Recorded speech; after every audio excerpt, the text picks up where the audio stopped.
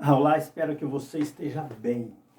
Eu quero bater um papo com você. Na verdade, não olha para esse vídeo como uma pregação propriamente dita, mas um bate-papo, uma troca de ideia. E você já viu o nosso tema aí, né? Nada trouxemos, nada levaremos.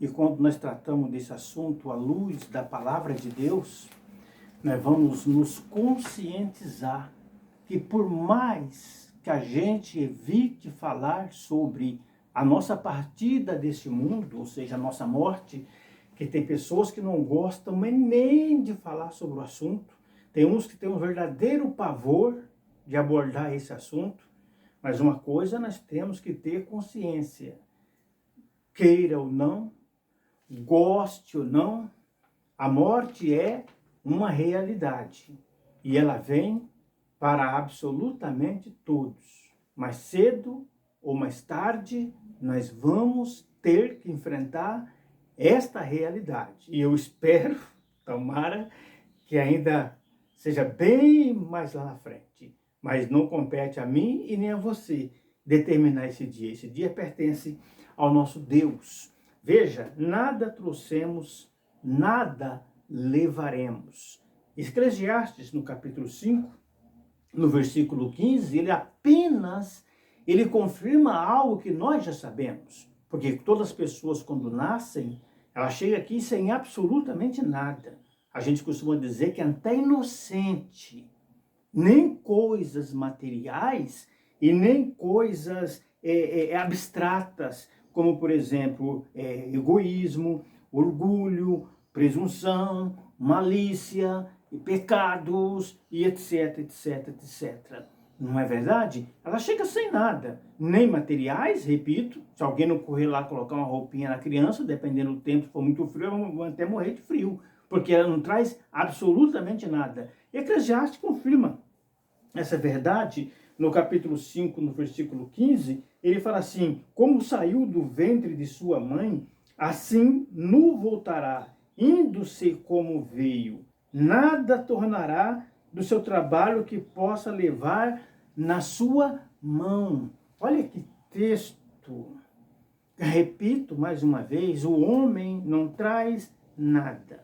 Com o passar do tempo é que ele vai adquirindo.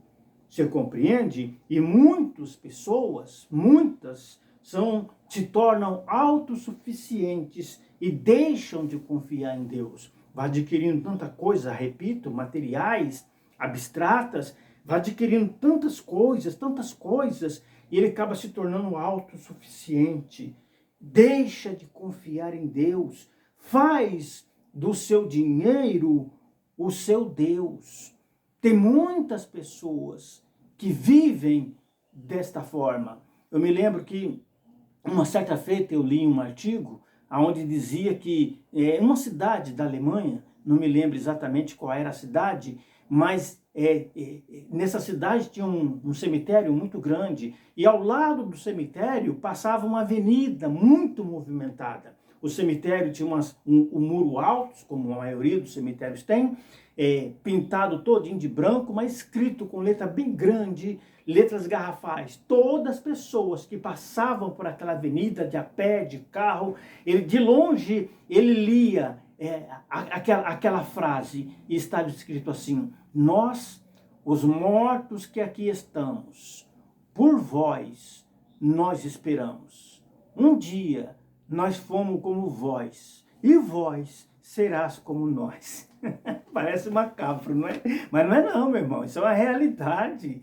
Bom, eu já falei no começo que não adianta querer fugir do assunto. Você pode não gostar. Algumas pessoas têm pavor, eu estou repetindo isto, mas é uma realidade. O que nós precisamos compreender, o que nós precisamos entender, o que nós precisamos nos preocupar é estar preparado para esse dia e analisar o que é que nós estamos acumulando. Você compreende? O apóstolo Paulo, na primeira carta ao Timóteo, no capítulo 6, no versículo de número 7, ele fala assim: porque nada trouxemos para este mundo, e manifesto é que nada podemos levar dele. Olha o texto. Nada trouxemos.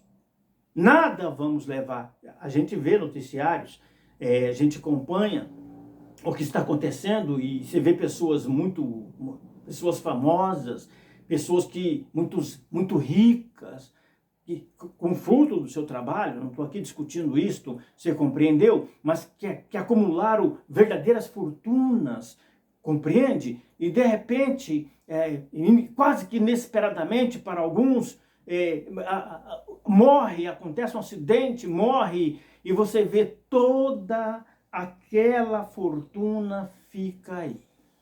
Muitas das vezes, sendo disputado pelos seus familiares, vira motivo, causa de contenda, de briga entre os seus familiares. Sem falar daqueles que fazem coisas absurdas, roubo, crimes, violência por conta do maldito dinheiro. Maldito no contexto porque a pessoa passa a amar o dinheiro, passa a desejá-lo como fosse a coisa mais importante e esquece que aqui nessa vida tudo passageiro e por mais que eu possa adquirir, vai ficar tudo aqui. E antes que você pensa, eu quero te dizer, porque é que a Bíblia diz, não é o dinheiro que é o mal. Não, o dinheiro nunca foi mal, nunca foi.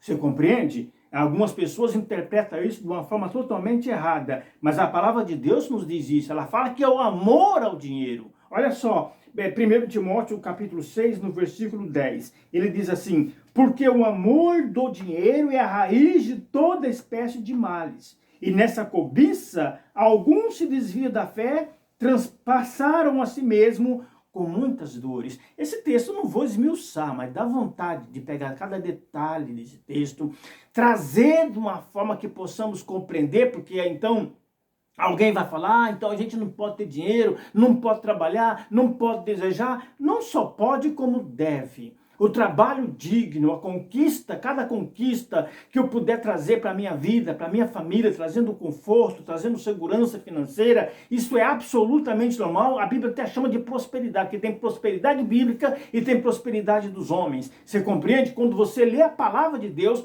você vê que Deus tem prazer em nos abençoar. O problema é quando eu começo, ou quando a pessoa começa a fazer daquele dinheiro, a fazer daquela riqueza o seu Deus.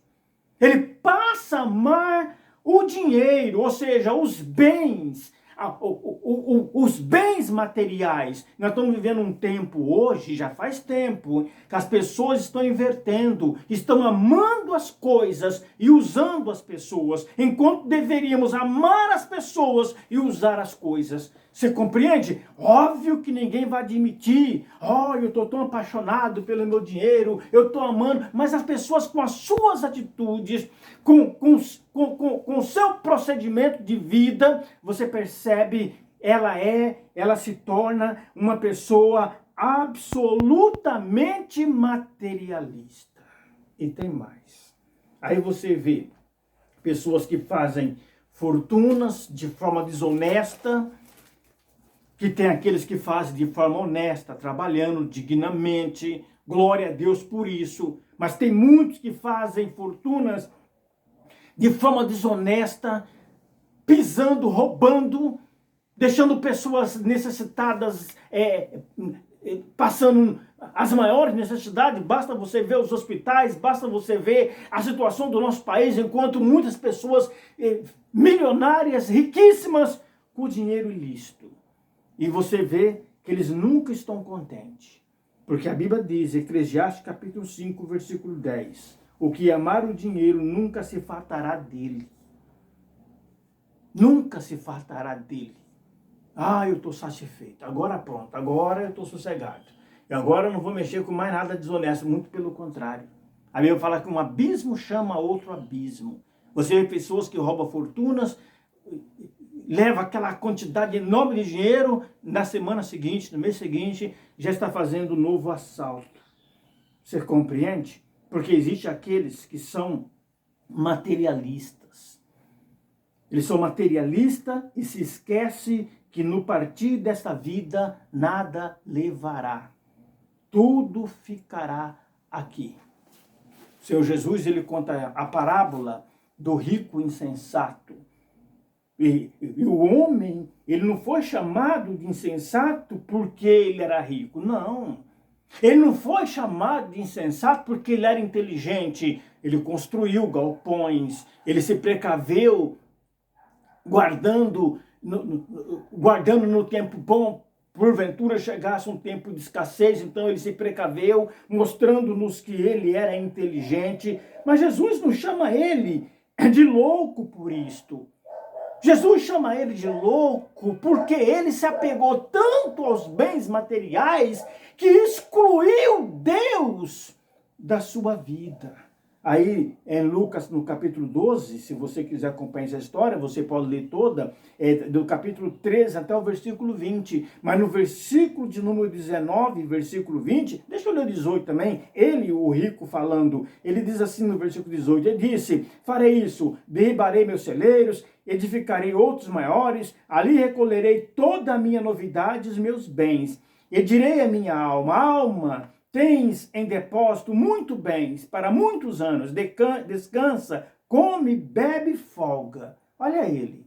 E não foi por isso que ele foi chamado de louco, não. Você vê até aqui, nele você vê sabedoria, você vê um homem precavido, você vê um homem trabalhador, porque aqui não fala que foi de forma ilícita, muito pelo contrário, parece que foi fruto do trabalho dele. Mas Jesus chama ele de louco. Versículo 12. Mas Deus lhes disse, louco, louco. Olha só, meu irmão, se você é uma pessoa que é apaixonada pela palavra de Deus, você vai refletir sobre isto. Você vai pensar sobre isso. Nada que está escrito na Bíblia está aqui por estar. Nada está aqui por acaso. Tudo aqui tem um ensinamento da parte de Deus para o homem, para o ser humano. E muitas pessoas ignoram isto. Deus chamou ele de louco. E repito mais uma vez, não é pelos seus feitos que ele era louco. Ele era louco, ele foi chamado de louco porque ele excluiu Deus. Ele achou que ia viver toda a eternidade aqui na terra. Olha o versículo 20 na continuação. Mas Deus lhe disse, louco, essa noite te pedirão a tua alma. E o que tens preparado, para quem será? Porque toda aquela fortuna, quando ele morrer, ele não ia levar absolutamente nada. Ia ficar tudo aqui. Nu ele veio, nu ele voltará. Nu nós viemos, nu nós voltaremos. Talvez as pessoas com um pouco mais de condição colocam uma roupa chique, às vezes muito cara, já vi muito disso, sapatos caríssimos, bonito, um caixão então, que agora está uma época de caixões lindos, nada contra. Quem quiser que tenha, se tiver condições, tenha. Mas coloca tudo isso, alguns colocam até anéis de ouro. Você vai no cemitério lá, tem coisas de bronze, tanto é que tem roubo em cemitério. Por que as pessoas vão roubar cemitério? Porque lá tem algumas coisas de valor, mas não passa dali. Não passa dali. O corpo ali vira pó, a alma segue seu caminho, absolutamente sem levar nada. Aí o versículo de número 21, de Lucas 20, de Lucas 12, na onde nós estamos considerando, ele fala assim, verso 21, assim é aquele que para si ajunta tesouros e não é rico para com Deus. Olha só esse texto. Deus lhe pedirá conta da sua alma. Isto é muito importante. Repito mais uma vez, por mais que a gente queira evitar esse assunto, ou seja, o assunto da morte, ela virá, meu irmão. Não é uma questão de querer. Eu costumo dizer que todos nós estamos em uma fila invisível. Nós estamos numa fila. Você compreende? O problema é que eu não sei qual é o número que eu estou nessa fila. De repente alguém enfia a mão lá, pega um número, grita um número e esse número sou eu. Às vezes sem aviso prévio. Porque quando vem com aviso prévio, a gente vai parar no hospital, a gente fica ali lutando. É cheio de pessoas assim. Dá tempo de fazer muita coisa ainda lá, né? Pedir perdão, clamar a Deus, clamar pelo sangue de Cristo, se arrepender de tantas coisas. Mas às vezes é rápido. Não dá tempo para absolutamente nada. Na minha caminhada ministerial, eu já me deparei com situações assim, de pessoas que partiram do nada. Um dia estava com a gente, conversando, rindo, brincando, cheio de planos, cheio de projetos. Algumas horas depois, morreu. Pegou todos de surpresa, inclusive ele. Algumas outras em hospital, lutando pela vida, conversando, falando, pedindo oração, pedindo para ver as pessoas que um dia magoou, que precisava pedir perdão. Você compreende? Mas é importante para nós é nos compreender. A morte vem para todos, para o rico, para o pobre, para o sábio, para o ignorante, para o branco, para o negro, para a criança, para o jovem e para o velho. E tem mais. Algumas pessoas acham, porque foram ensinados de maneira absolutamente antibíblica, que depois da morte vai ter uma segunda chance. Não tem. Não tem bis. Não tem. Acabou, acabou.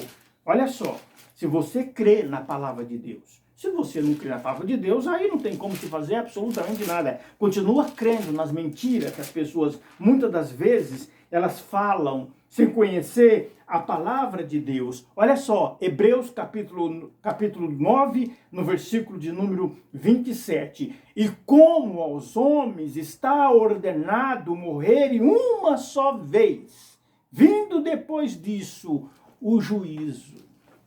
Reencarnação? A Bíblia não diz isso, isso é uma grande mentira plantada por religiões. É a única vez. Morreu, morreu. Não vai ter uma segunda, não vai ter bis. Desde a época dos faraós, lembra?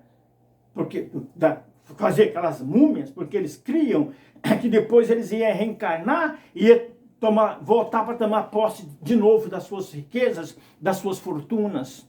Estão lá mortinho da Silva até hoje. Porque isso é uma grande mentira. Segundo a palavra de Deus, é única vez. Depois da morte não haverá um bis. Mas morreu, acabou.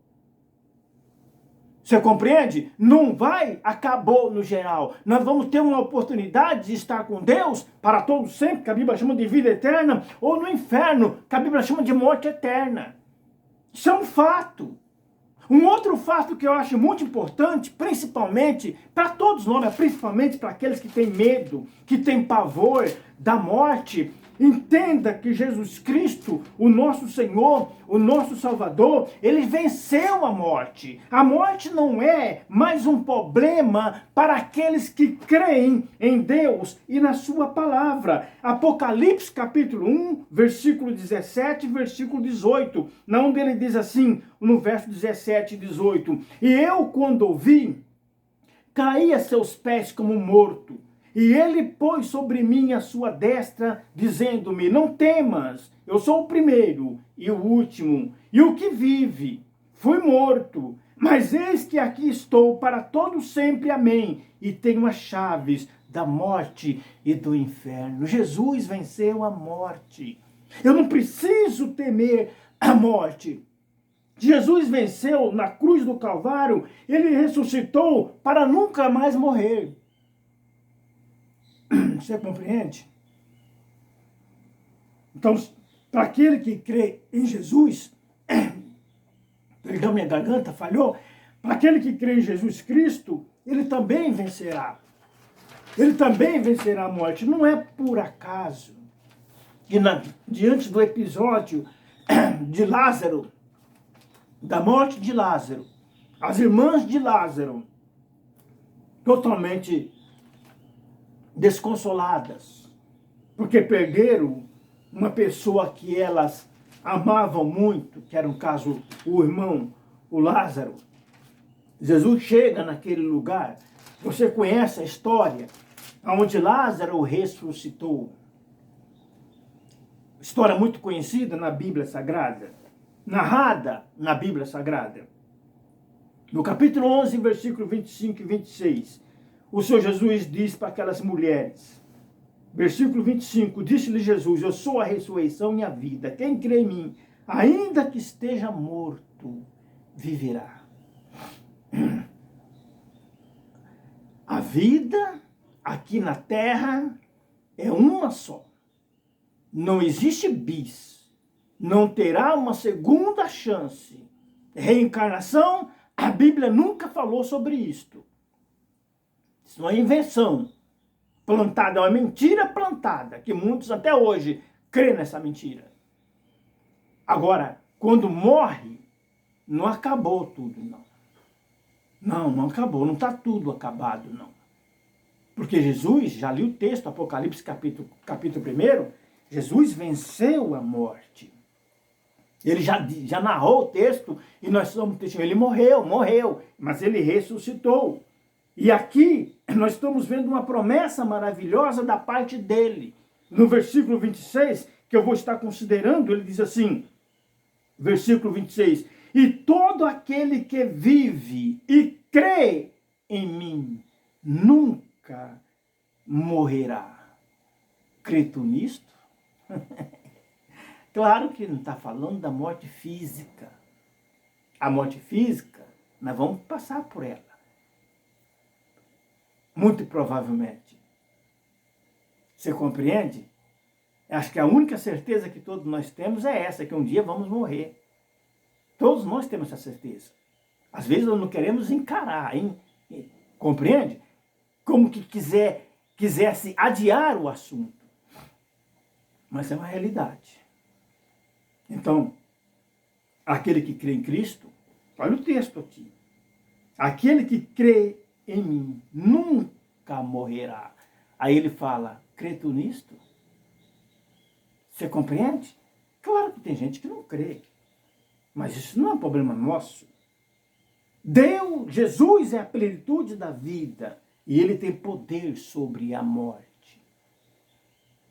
Ele é a plenitude da vida e ele tem poder. Não é à toa que Paulo, eu vou ler o texto bem rápido porque o meu tempo já está se esgotando, 1 Coríntios, primeira carta aos Coríntios, no capítulo 5, no capítulo 15, perdão, 1 Coríntios, no capítulo 15, o apóstolo Paulo, quando ele se depara com esse fato, com essa realidade, ele faz simplesmente um cântico. Versículo 55, ele diz assim, versículo 55, ele diz assim, onde está, ó morte, o teu aguilhão? Onde está o inferno, a tua vitória? 26. Ora, o aguilhão da morte é o pecado, e a força do pecado é a lei. Mas graças a Deus que nos dá vitória por Cristo Jesus, nosso Senhor. Portanto, meus amados irmãos, sede firme e constante, sempre abundantes na obra do Senhor, sabendo que o vosso trabalho não é vão no Senhor. E para finalizar, eu também quero finalizar com essa palavra de Paulo aos Filipenses, onde ele diz assim, Filipenses no capítulo 1, versículo 21, diz assim o texto da palavra de Deus. Paulo nos dizendo através da palavra do Senhor, porque para mim o viver é Cristo e o morrer é ganho. Ou seja, o cristão não tem medo da morte e tem prazer na vida. Que Deus me abençoe, que Deus nos abençoe e que nós possamos nos conscientizar que nada trouxemos para esse mundo, nada o levaremos. Nós podemos enviar para o céu tesouro junto com Deus, através de uma vida aqui na terra que valha a pena, vivendo segundo a vontade de Deus, em nome de Jesus. Que Deus te abençoe e que você possa pensar nisso em nome do Senhor. Se você quiser e puder, eu quero orar com você. Querido Deus, amado Pai, muito obrigado pela tua palavra revelada. Meu Deus, há pessoas que me ouvem nesse momento que têm verdadeiro pavor da morte, que não têm certeza, meu Deus, de vida eterna. Mas para essas pessoas que agora estão orando comigo, eu te peço em nome do Senhor Jesus, que o teu Espírito Santo, Pai, possa falar aos corações, que cada um possa crer no Senhor Jesus como Senhor, como Salvador pessoal e ter uma vida transformada pelo Senhor e pela tua palavra. Em nome de Jesus, nós te agradecemos pelo dom da vida e te agradecemos, Senhor, pela vida eterna que o Senhor nos oferece em Cristo Jesus. Para a tua glória, nós oramos. Amém e amém. Até a próxima, querendo Deus.